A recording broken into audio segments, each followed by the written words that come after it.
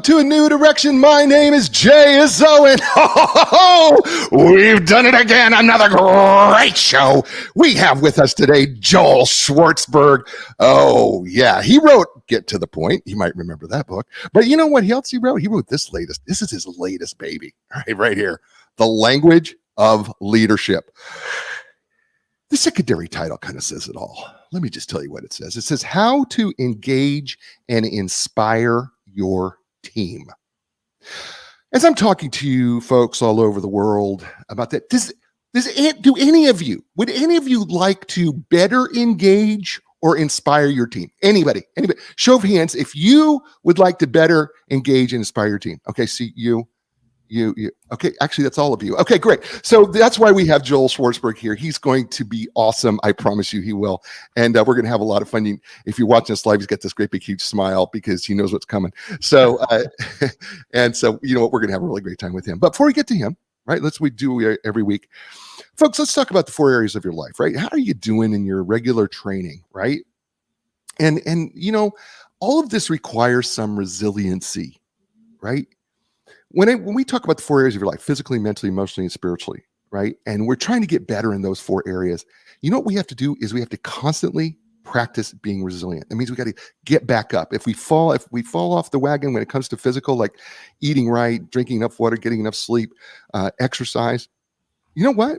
If you had a bad week, then you know what? Or a bad day, we get up again and we try it. You don't quit.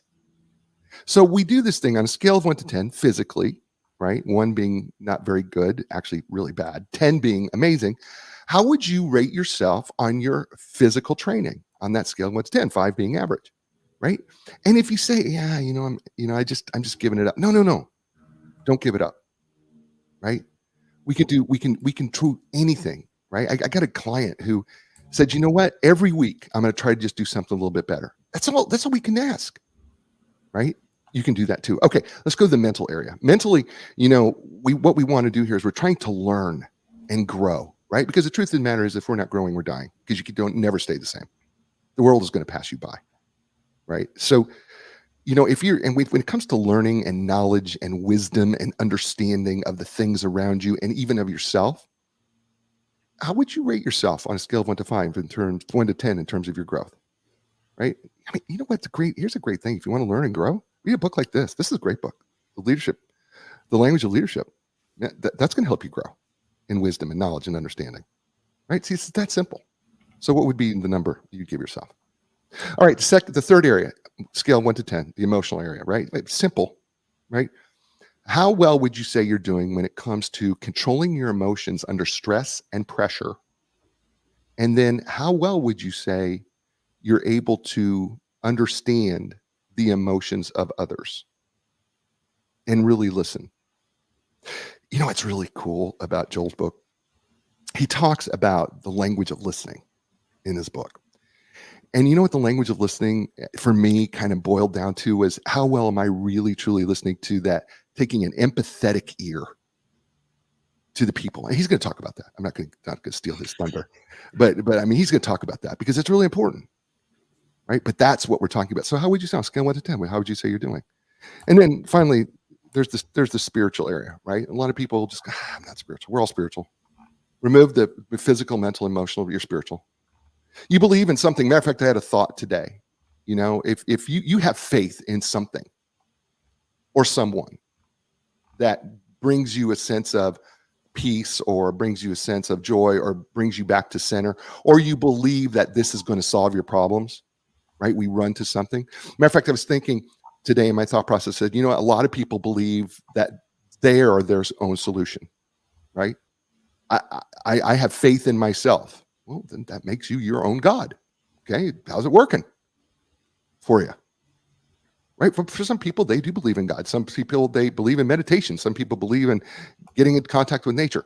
Whatever it is, it really comes down to 2 questions. How is it working and is it effective? And how would you rank it on a scale of 1 to 10? Right? That's the ultimate question for you, right? And then, folks, here's the thing. You know what? If you didn't do well on any of those things, it's okay. Right? We had a saying back in Nebraska, and it was cowboy up. right? Meaning that when you fall off the horse, you get back up, but don't quit because you're better than that and you're going to be awesome. And speaking of someone who is awesome and got himself all four of those areas right in the right spot, and he's doing everything in the right way. His name is Joel Schwartzberg. Joel Schwartzberg is a communications coach and writer whose wide range of clients include American Express, Blue Apron, Blue Cross Blue Shield, Comedy Central, the American Jewish Committee, and North Point Ministries. He currently serves as a senior director of strategic and executive communications for a major nonprofit, and has held senior level communication and editorial positions with Nickelodeon, PBS, and Time Inc. Interactive. He is the author of the award-winning book, Get to the Point, Sharpen Your Message and Make Your Words Matter. And of course, the book that we're going to do today, The Language of Leadership, How to Engage and Inspire Your Team. He's joining us right now. Ladies and gentlemen, please welcome him to the show, and welcome for the first time on A New Direction, Joel Schwartzberg. Welcome, Joel. Thanks, Jay. It's a pleasure to be here and a pleasure to be talking to your audience. Thank you. So let's just dig right in, because the book is entitled The Language of Leadership. And you come right out in the introduction and you say the language of leadership is not merely about the words you use. Right. It is about the philosophical and tactical approaches you take to succeed. And so help us maybe give us some more detail and untangle that a little bit for us when it comes to the language of leadership. Sure. I mean, it starts with understanding not only what we mean by language, and you alluded to some of it, Jay. It's about how leaders listen, how they engage with people, how they ask questions, how they treat crises, and the mindsets they have. But let's take one step back even and talk about, what do we mean by the language of leadership versus leadership? Now, you can't throw a rock in a bookstore without hitting a book on how to be a better leader. We want our leaders to have humility. They should be empathic. They should be direct. They should be good listeners. All these things. But the big question is, how do we understand our leaders behave that way? How do we know they're exhibiting these amazing traits of leadership? Is it through telepathy? Do they do performative dance or spell it out in skywriting? No, it's through their communication, through how they write to you when they do an all-staff email, or at a town hall meeting, or at a conference. It's through communications. And then, like we said, that's about using your mouth, that's about using your ears, and it's about using your mind. So what mindset should you be in as you begin this process? And I'd love to start with a specific one, Jay, if you don't mind, that always comes up time and time again. I meet leaders as clients. And when we start talking about a presentation they're about to give, whether a small Zoom meeting on Monday or a big conference setting in 6 months, and they always start with the wrong question. And the wrong question is, what should I say? What am I going to say? What do I want to say today? And that's the wrong question, because a leader can do that in their bathroom. That's just about words coming from here, going to here, and going out. But that's not the ballgame. The ballgame is how those messages are received by your staff. And if they are not received successfully by your staff, you fail. Even if you're very charismatic and charming and funny, it's all about the point that you want to convey to them. So if the wrong question is, what do I want to say? The right question is, what does my audience, my staff, my employees, what do they want and need to know? And then you work backwards. How do I create a presentation that meets that? And one more little onion peel on that. Them wanting to know and needing to know are two different things. A want to know is something I already know about, but I need more elaboration and understanding how it impacts me. What I need to know may be something I'm not aware of, but the leader is going to bring me into that world. And again, talk to me about why that's relevant, why I need that information to be productive at my job. So while we're here, we might as well talk about, know what your audience wants and needs, because what you're really talking about is this really has to be very intentional. Right. Purpose. I think, right. Yeah, there has to be this. I think when I hear what you're saying, it's like, how often do I really pay attention? Because I don't know how often I really pay attention to what I'm saying, because I'm asking the wrong question. So often I am trying to convey my message right? And I think I do that more often. I'm sure I'm not alone. I'm hopeful I'm not alone in this, but I'm sure that we spend more time thinking about, well, I want to say this to my group of people because this is what I want to get out Right. versus the other part, what is the want need? And then understanding, I got to know the difference. But here's the between wants and needs. So here's comes the next question then, Joel, is how do I find out what they really need and what they really want? Right. Leaders don't wake up as leaders, nor do they wake up with an understanding of what people want and need. Leaders need to go through a physical process of that. Sometimes it's through a survey, through the internal communications department or the people or HR department. Uh, get a sense of people's sense of the mission, sense of engagement, sense of their connection to leadership. That's good stuff. I know a lot of leaders who do a monthly breakfast with or a lunch with random people throughout the organization, or if it's a large organization nationwide, they go to different places, facilities, and talk to those people. But as well as anyone, learning comes from listening. And so it's about making yourself available to as many people as you can, because you're not going to know what they want to need until they tell you uh, what they want to need, either directly or through a survey, or through if you have people on your people team or your HR team who have their thumb, on the pulse of the culture. Right. Yeah. You are so right. I mean, I belong to the National Speakers Association as a speaker, and I know that when I did, a convocation for graduation, what do they call that? Graduation address Right, right, for at the university I graduated from. I kept thinking, do I want to say something, or do I want what did I need? As a 19, 20, 21, 22-year-old.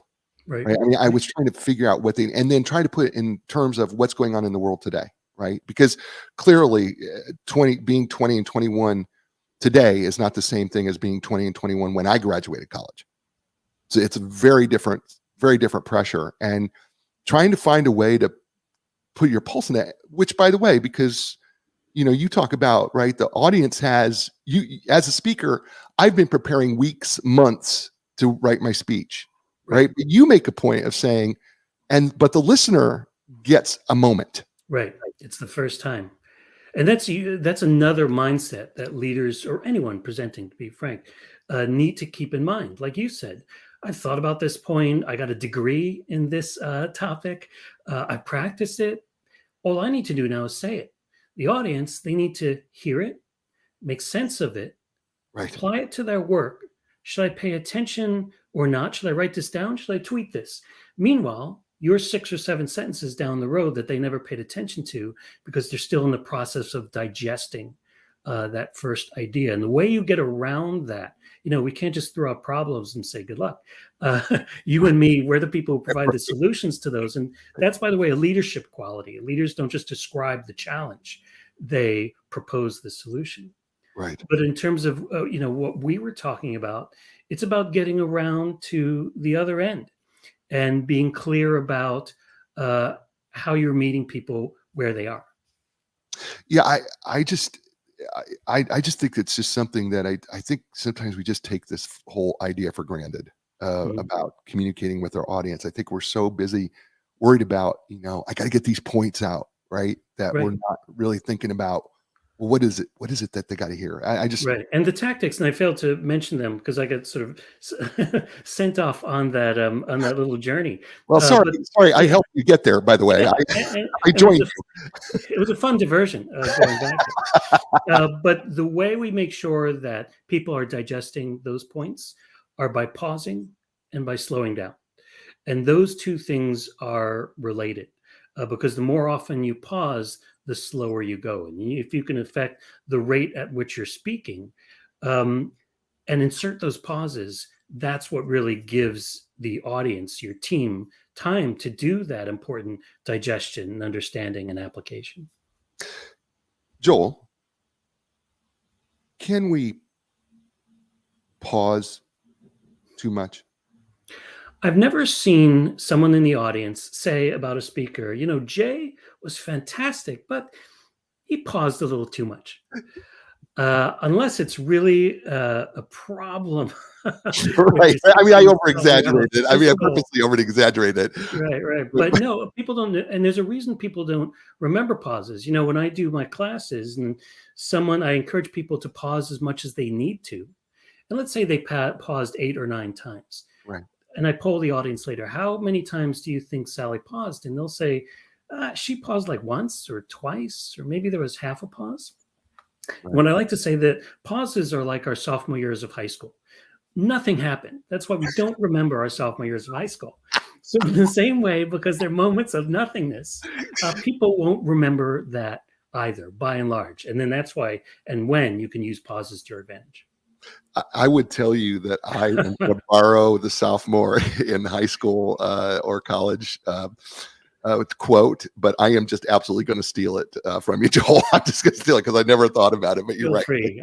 I can't remember anything about either my sophomore year in high school or my college Exactly. year. I can't Very remember. relatable. Well, let's go back to chapter 1, because there's something here that really caught my eye right at the very beginning. By the way, chapter 1 is entitled, for those of you listening, Think Before You Speak, Developing a Leadership Communication Mindset, which Joel has alluded to. By the way, the book, The Language of Leadership, is available at Amazon bookstores near you, so make sure you find it wherever books are sold. You say something that I think for most of us who are on social media or have studied social media or have marketing people who tell us about social media, they constantly ingrain to us, content is king, content is king. But you come right out of the gate in chapter 1 and say, content is not king. Joel, what are you doing? And I know, because I'm a speechwriter, I often give speeches in front of other speechwriters, and they don't like when I say some of these ideas like people won't remember what you said, they will remember what you meant. They won't remember your words, but they will remember your point. And because of those sort of baseline understandings, the big idea is that information alone will not inspire. Because all information is me saying, I'm setting the table for you, but you're going to have to come to it, eat it, make sense of it, prioritize it, decide what's dessert, what's the beverage. And that is not the audience's burden. That's your burden as a speaker. So, and, as I describe it, let's say in a classic PowerPoint presentation, and I think your audience will relate to this, it goes like this. All right, first I thought we'd talk about the history of X. Then we'll see some modern applications of X. We'll talk about how much we're investing in X. Also, how many people and what groups we're going to create to affect X. And then we'll look at what X will look like 20 years from now. And that all is very interesting content. You've basically created a Wikipedia page of your idea, but you've never said, here's why this information is important. And that's what inspires.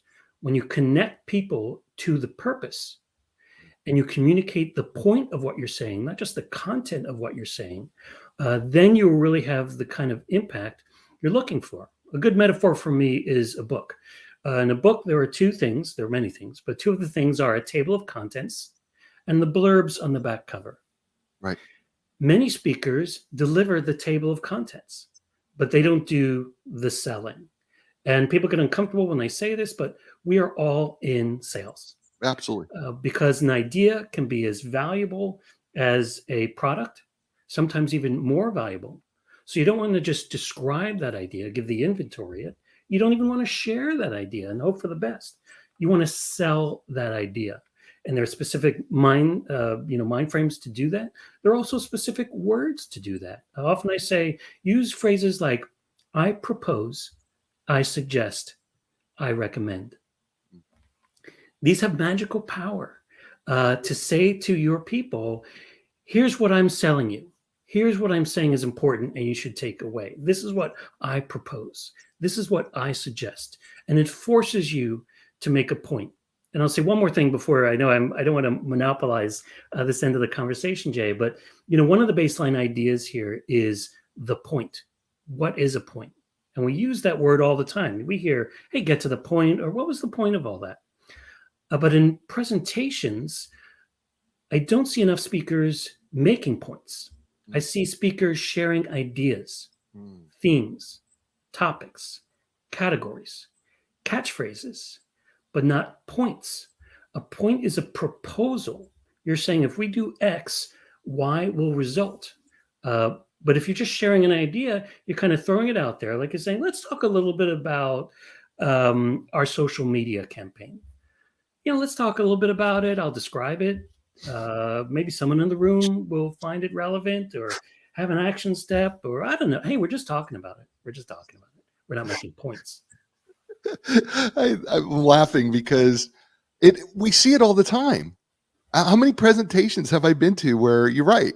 There's no points. They're just Right. sharing ideas. There's no point. It's a book report. That's what I often call it. That's the craziness of this, Joel, is that Right.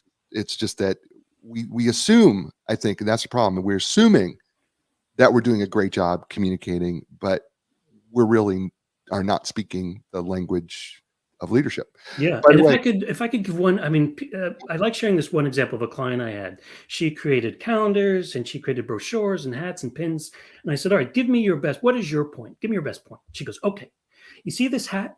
This hat is made of a special material. An elephant could stand on this hat and it won't crush. And I'll give you your logo, 3 colors all around that. And you see this brochure? This brochure will never get wet. And this pin, which can have a 3 color logo on it, will pierce your clothes, but will not pierce your skin as a special nanotechnology. So it'll never hurt you. And again, I'll give you a discount on the 3 color logo." And she went on like that. And then she was done. And I said, "So you made your point to me?" She said, "Yes. I described the amazing inventory that I have for you." And I said, "That's interesting and interest and compelling to a degree. But you know what I never heard you say? I never heard you say these words, that if I buy your product, I will be more successful." She never even came close to saying that because she was too programmed to describe her inventory instead of making the point about how that would impact me in my work. wow. Did I tell you he was that good? I told you he was that good. His name's Joel Schwartzberg. Book, The Language of Leadership. Yeah. Yeah. And you're listening to him here on A New Direction. Hey, folks, my sponsors, of course, Epic Physical Therapy. Listen, they're my physical therapists. I think they should be yours too. They're not just mine. I mean, listen, professional athletes, go see them, but they work with everyone. I mean, whether it's injury, surgery, suffering everyday aches and pains, trying to get better as a professional athlete so you can move better. Doesn't matter. Look, when you're ready for your epic relief, your epic recovery, and your epic results, go start with Epic Physical Therapy. It's really easy. Just go to epicpt.com. That's EPICPT.com.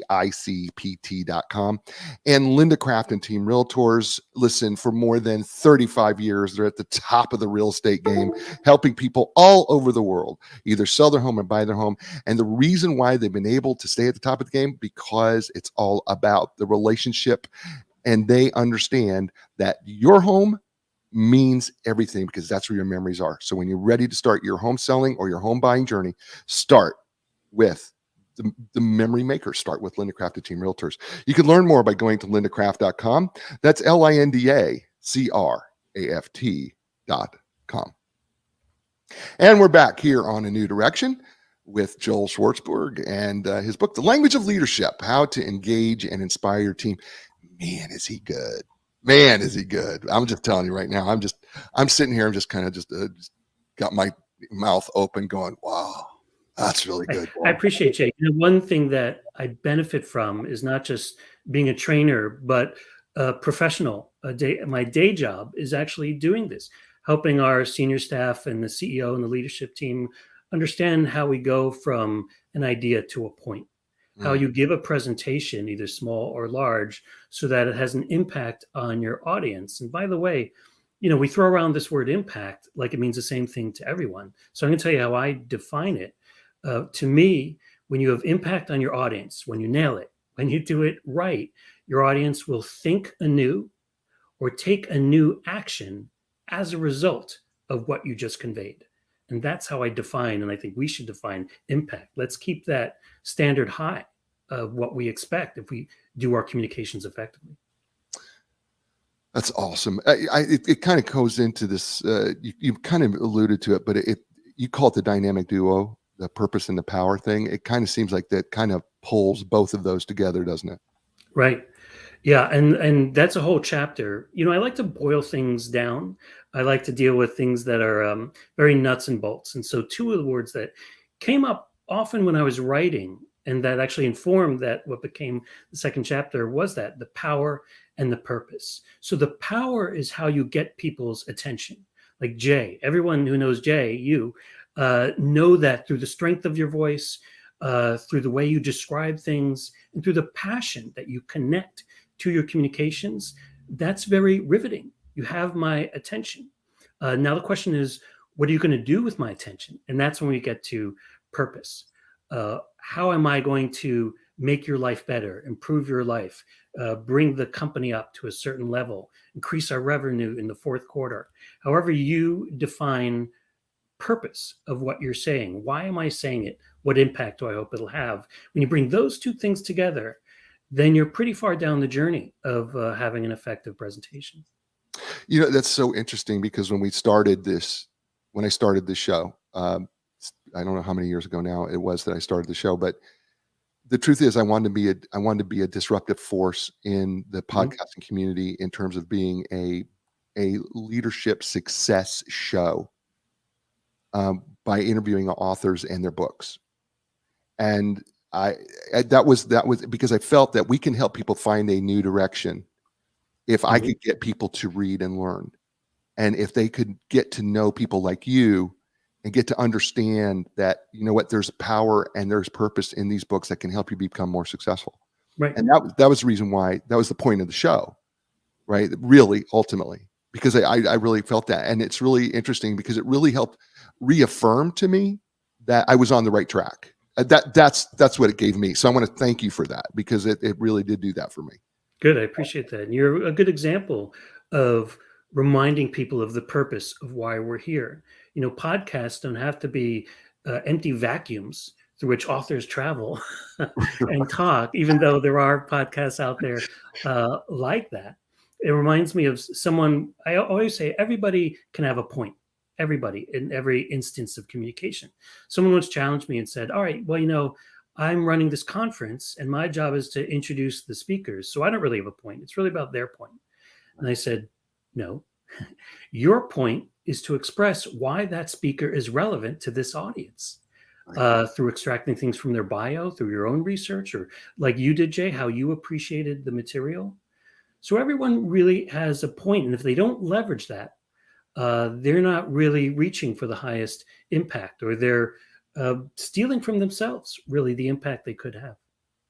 Speaking of impact, you said you gave a list of words in this first chapter about these words can project power when delivered with volume and emphasis, which I thought was interesting. And I'm just going to list a few of them that I kind of like, right? I love empower, elevate, impact, purpose. We've talked about inspire, investment. There's something about that word investment that triggers. Why are these words so powerful?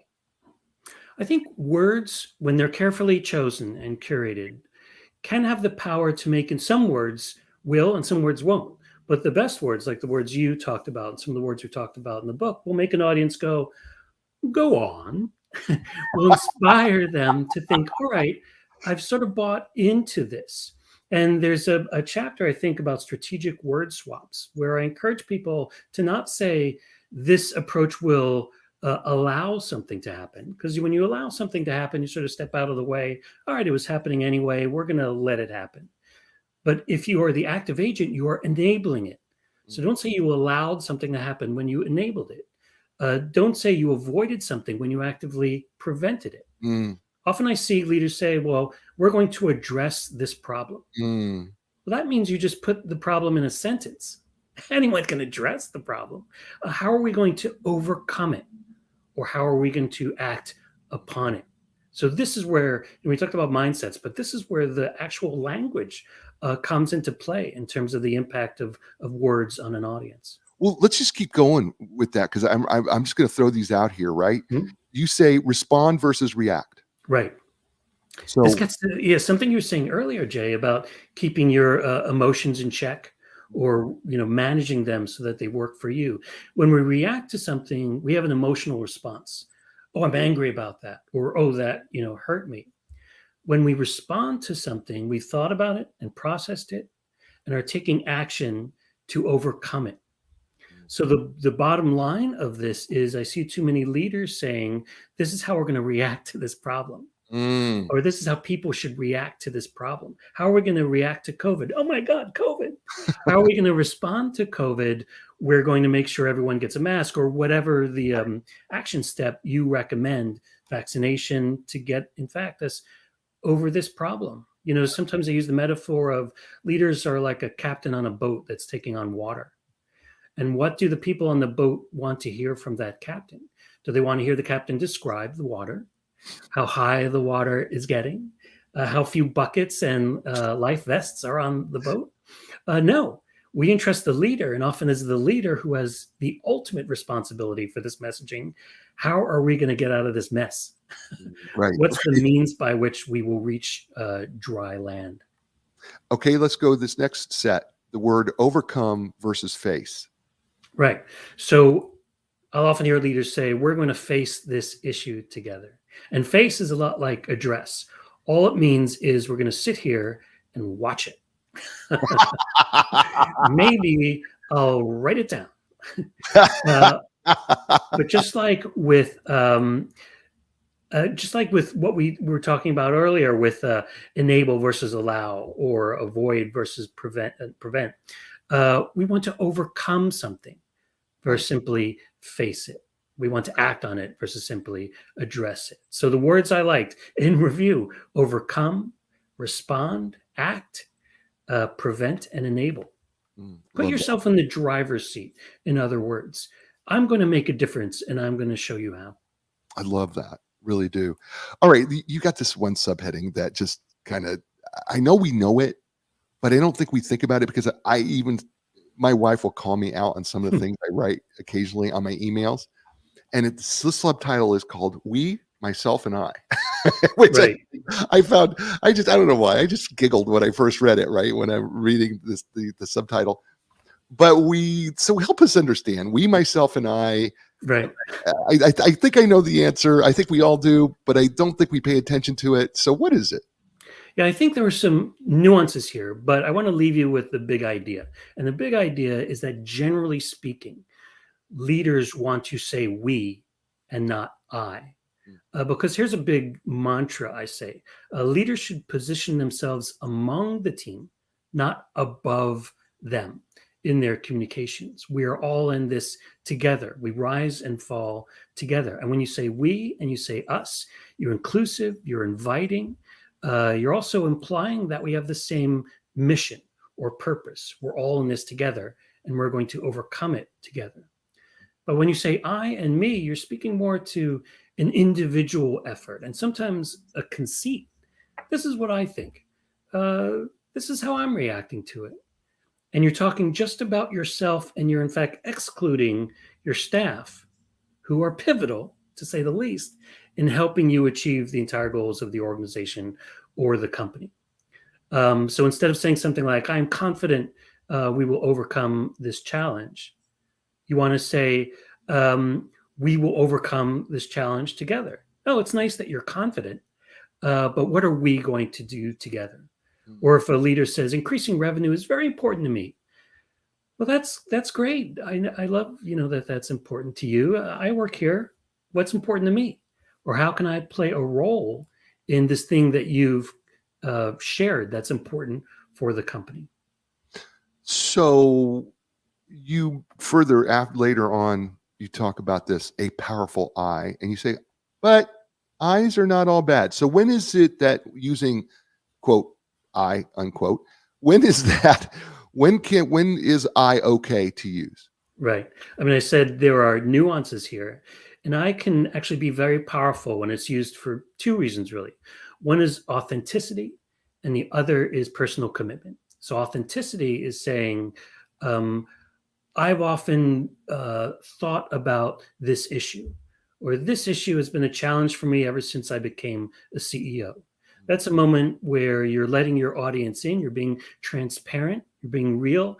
And authenticity is another chapter in the book. We talk about why that's important. That's how people connect to you.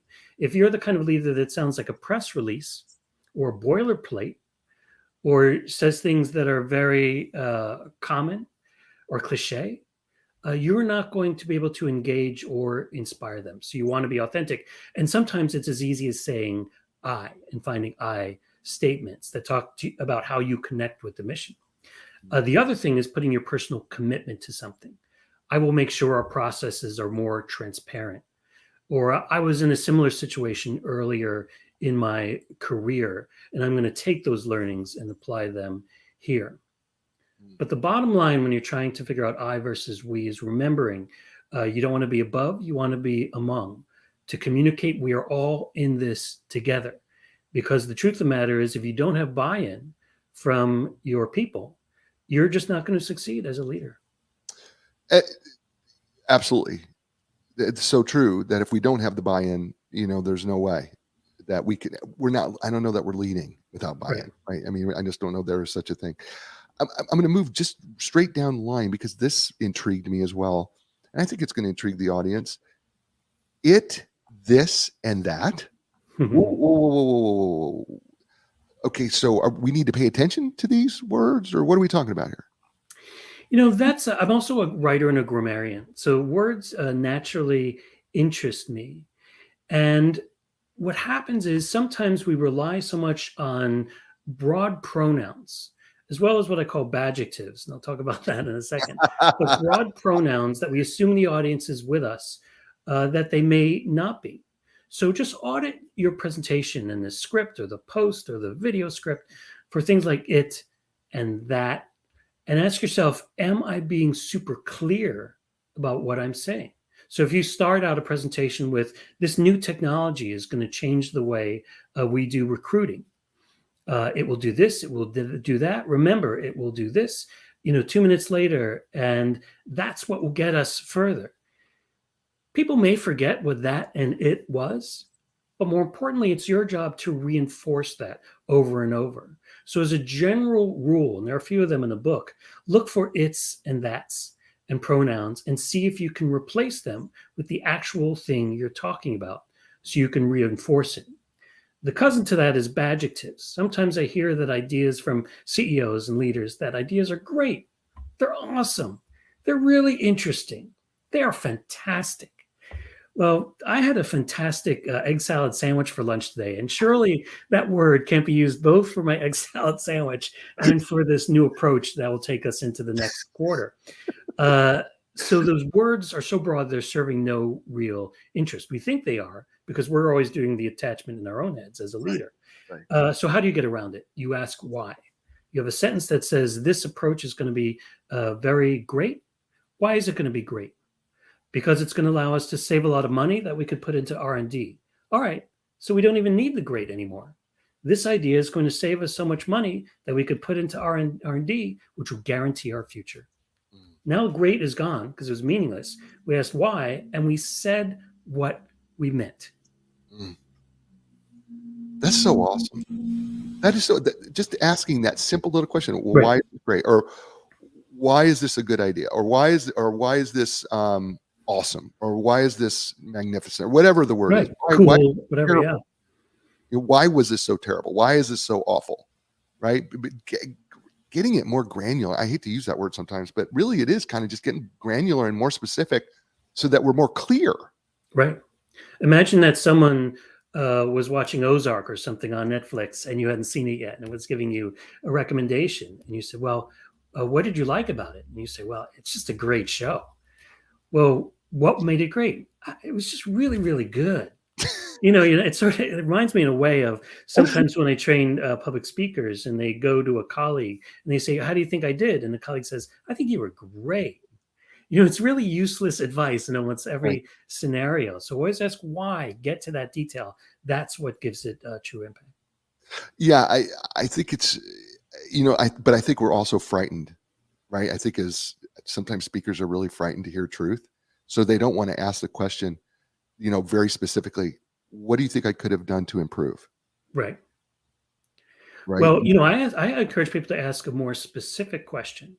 Let's remember that every presentation has one job and one job only: to move a point from here to here. Uh, it doesn't matter how funny you are, how interesting you are, how charismatic you are. That's the only job. If I delivered that point from my head to the audience's heads effectively, but imperfectly, I win. But if I do not convey that effectively and people just remember how interesting I was as a speaker, that may help me get more public speaking gigs. But it doesn't really serve the purpose of the day. So people really need to keep that role in mind. I need to convey a specific point to my audience in all of those settings. His name is Joel Schwartzberg. I told you he was awesome. The book, The Language of Leadership, How to Engage and Inspire Your Team. Awesome. You're listening to him here on A New Direction. Hey, folks, Epic Physical Therapy, my therapist, your therapist too, I hope, offers the most advanced top-of-the-line equipment, things like the Ultra G anti-gravity treadmill, Normatec compression sleeves, Game Ready. They have the most cutting-edge treatments available: blood flow restriction therapy, dry needling, cupping. That's just a few. Listen, when you're ready for your epic relief, your epic recovery, and your epic results, you go to Epic PT. That's epicpt.com. EPICPT.com. And Linda Craft and Team Realtors, for more than 35 years, they have been helping people all over the world sell and buy a home.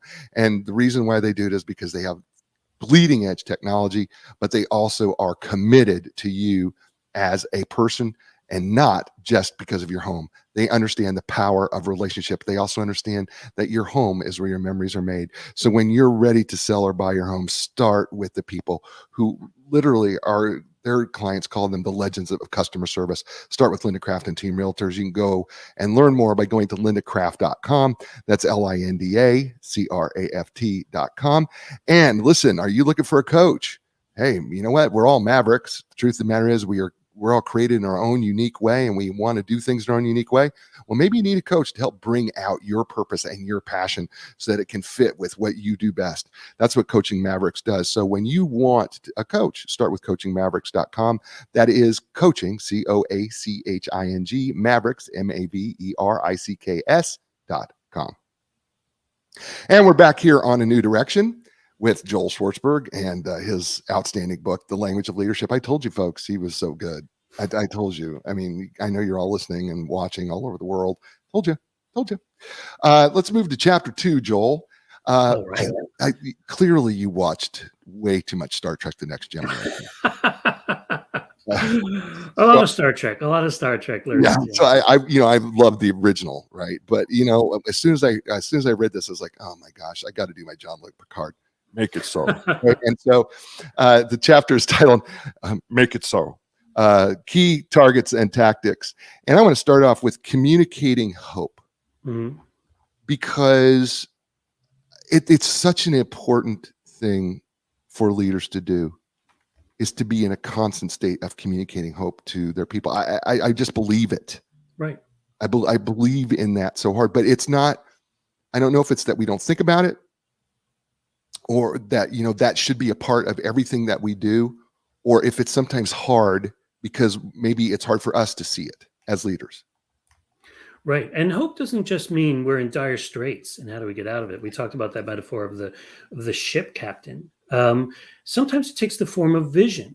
I talk about leaders need to not just share hope, but articulate hope. What does hope look like? Often hope will look like the means through which we will get out of a problem, but often it can mean the vision I have for us in the next quarter, the next year, or the next 5 years. What is that? That's a light at the end of the tunnel. What's the purpose of our work here? We're getting toward this hope. Now, one of the things I like to say, and people find this surprising, is that I always recommend that leaders use hope as a noun and not a verb. Love that. And here's why. When you use it as a verb, it sounds like this: I hope we get there. I hope revenue is higher in the next quarter. I hope we get more people to buy our product. I hope, you hope, I hope, we hope together. But when you use it as a noun, you are saying, I have hope. I have reason to hope that our next quarter is going to be more successful. I have lots of hope based on the data I've seen that we're going to double our customer base within the next 2 years. You see, and all that is a simple change. Same word, hope, but using it as a noun. I believe this will happen for good reason. From a verb, I'm like the rest of you and crossing my fingers. I just think it's so important, and it leads so right into the very next thing, and that is, and you say this is tricky, but communicating vision is really imperative for us to communicate as leaders. But you say it's a little tricky sometimes. Why? It's a little tricky sometimes because it's tempting to stay in a world of generality. Or this is probably the main reason I think it's tricky. My vision for the future is of unicorns and puppies, and what the heck, we're not there yet. You can hold me to it later. And though it may be very freeing, it's Yeah. not going to have, again, back to the name of the book, it's not going to engage or inspire your people. So a good vision has a timeline. How long will it take for us to get there in terms of years? Do we have a 5-year plan, a 10-year plan, even a 20-year plan, not just in the future? Secondly, it's specific. What is the impact we hope to have on our customer base? Not just the vision of how we will grow, but the vision of how we will perform our mission.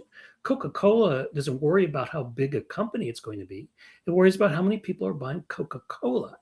So the vision of the future, whether you're selling Coca-Cola or curing cancer, it's what will change in this 5, 10, 15-year vision that will give people the hope. And then the third thing is that it is truly actionable.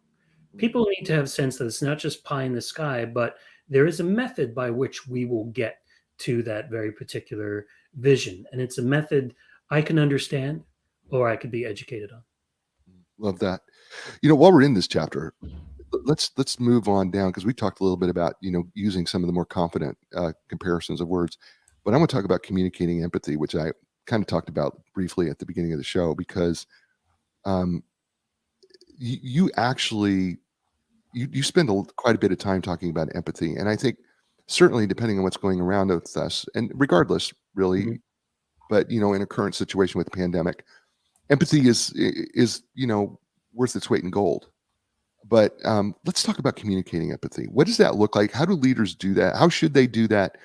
What is their best way to handle communicating empathy? Sure. Well, something we need to understand from the baseline, whether it's about work or about our relationships, is what empathy truly is. How it differs from, say, sympathy. Sympathy is when you feel sorry for something. Empathy is when you can step into the shoes of that other person and to some degree feel what they're feeling. And by the way, empathy can only happen when you're listening to your people. If you're making an assumption, turns out that empathy will probably be thin.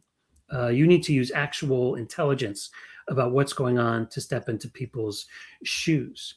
Now, in terms of empathic communications, I think there are 3 forms it takes. One is acknowledgement, the other is care, and the other is actually action. So acknowledgement is basically saying, I recognize that this is an anxious time for all of us. I understand that many of you are stressed out. There are events happening both internally and outside our organization in the world. I hear you. So that's acknowledging. The second part is care. Not only do I acknowledge what you're going through, but I care about it. And I care about you. I care about your sense of safety. I care about your sense of stability. And I care about the way you take care of yourself as you do the best job you can for the sake of this company. And then finally, I think that empathy can be conveyed through action. You can actually say, we are introducing new policies to address these challenges, or I've heard you, I care about what you're going to say, and as a response, remember response and not a reaction, as a response, we're building in all these internal resources that you can utilize to feel better about your place in this job, or just help you be more effective in your role. So I acknowledge you, I care about it, and here's what I'm going to do about it. And all that is very strong conveyance of empathy. I love that. It was so simple. Acknowledge, care, action. That's just so simple. I love that. I just love it when we get simple ways to be able to really, demonstrate something, and that's what a beautiful picture that Yeah. paints. Too many leaders think that they can wing these things. Oh, I'm a pretty empathic person, so thus I can communicate empathy. I'm a pretty confident person, so I can communicate confidence, or I can communicate leadership. But once we use a different part of our brain, we're using words, we're using tools like video or Zoom.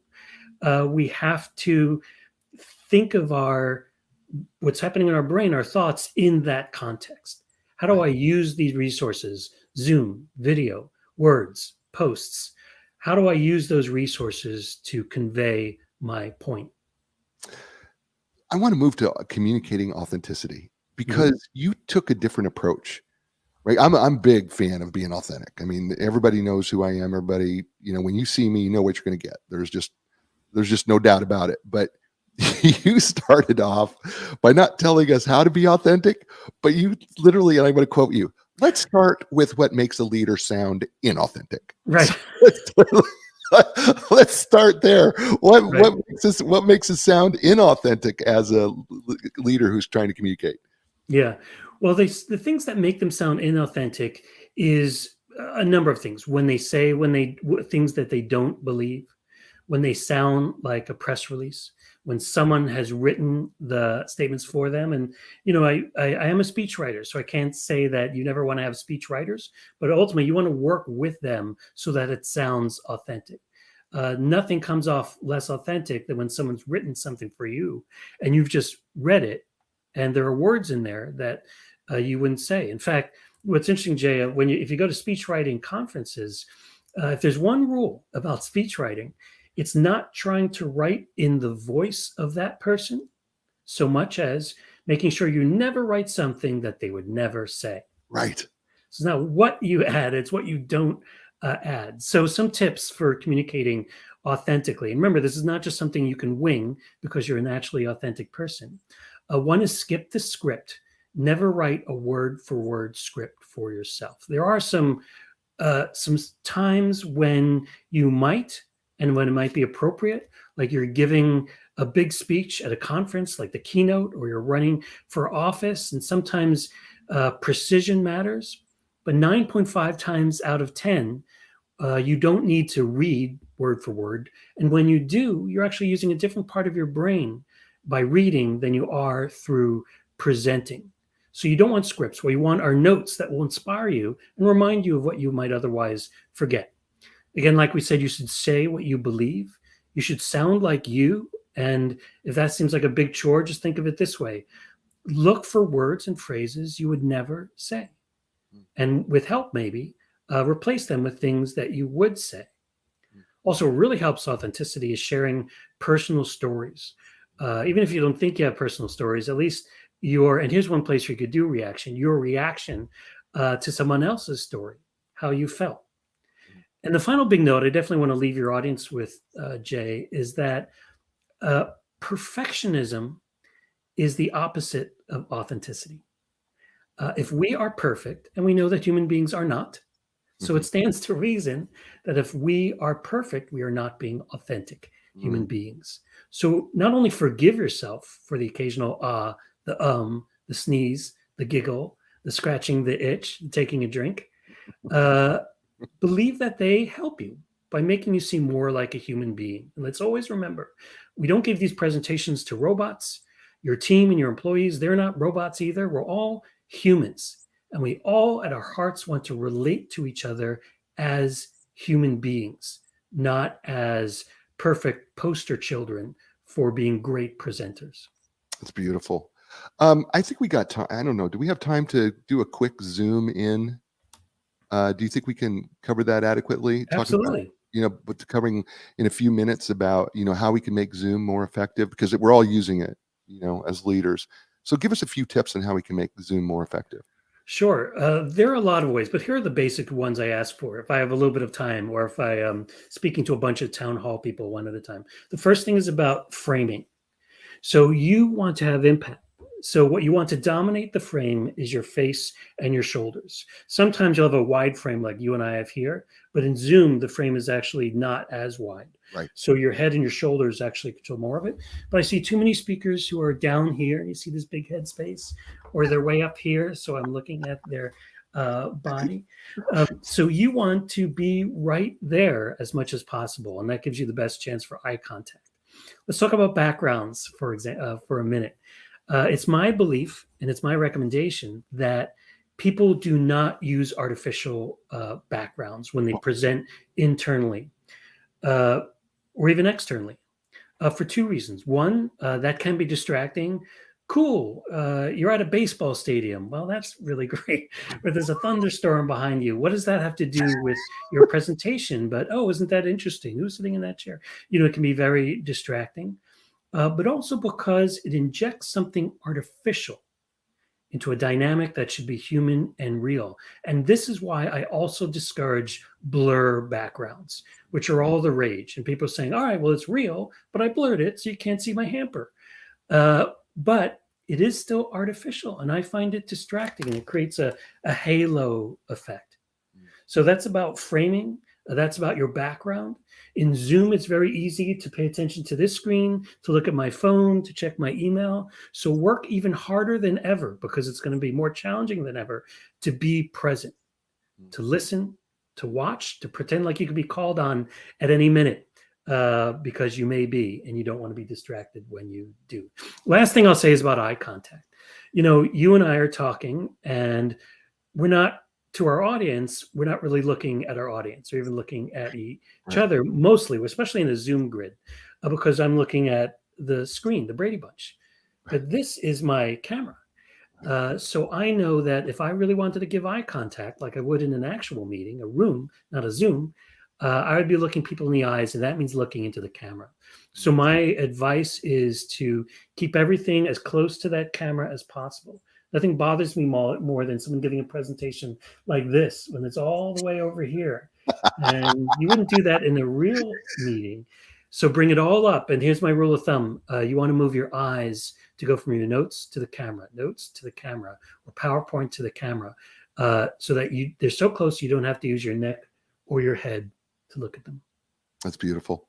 His name is Joel Schwartzberg. The book is entitled The Language of Leadership, How to Engage and Inspire Your Team, available wherever books are sold. I told you he was going to be great, and he was better than that. Why was he great, you ask? Well, you're going to have to listen to the show if you tuned in at the end, because he's given you so many great practical nuggets of wisdom to help you become a better leader. How's that? All right, folks, you know what I say, right?